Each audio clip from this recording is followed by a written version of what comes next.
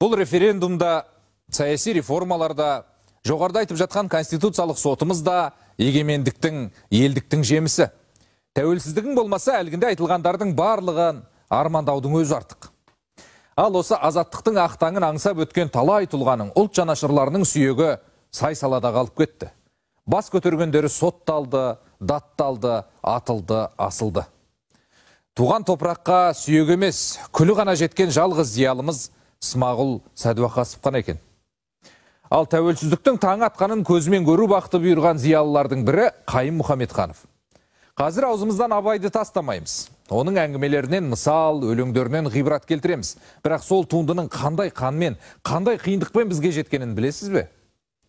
Абай мұрасын, Абай мектебін дәріптеймін деп Қайым Мұхамедханов көрмегенді көрді ғой. Әлемдік деңгейдегі құнды дүниені жарыққа шығару жолында Мұхтар Әуезовтермен бірге қудаланды.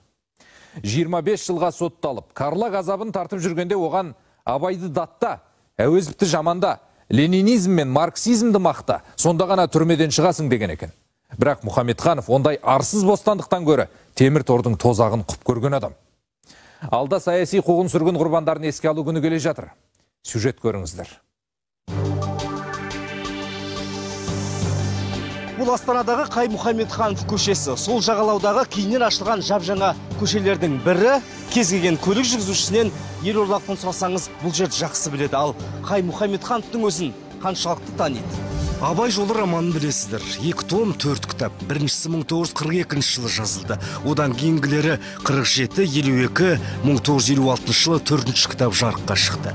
Бүгінде осы шығармамен Абаймен мақтанамыз, марқаямыз. Бірақ Абайды зерттеген үшін, насихаттаған үшін де қуғын сүргінге ұшырап, карлагқа қамалды біздің зиялылар. Бізге қойған жада Мұхтар Әуезовпен бірге ғой. Өткен ғасырдың 50-ші жылдары марксизм, ленинизм ілімі насихатталып жатқан тұста Абайдың ақындық мектебін зерттеген жас ғалым Қайым Мұхамедханов 25 жылға сотталған.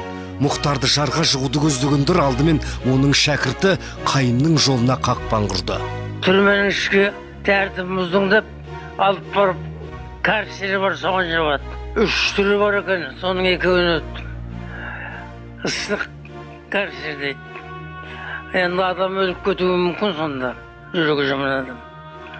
Бір комната, соған әкеп кіргізеді, киімің бәрін шешеді, жалаңаштап. Егер Қайым Мұхамедханов болмағанда, біз Абайды бүгінгідей таныр едік. Өмірінің соңына дейін туған жері Семей өңірінде абайтану жолында тер төкті. 2004 жылы 88 жасқа қараған шағында өмірден өтті. Соттады 25 жыл түрме, ләгір, соның 4-5 жылын отырып, Сталин өлгеннен кейін шықтық.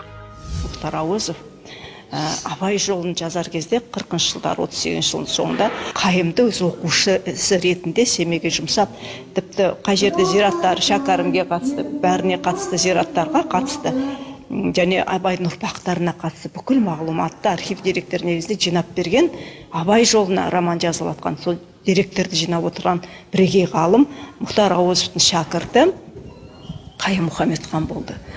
Қайым Мұхамедханов саяси қуғын сүргіннің қармағына іліккен соңғы буын.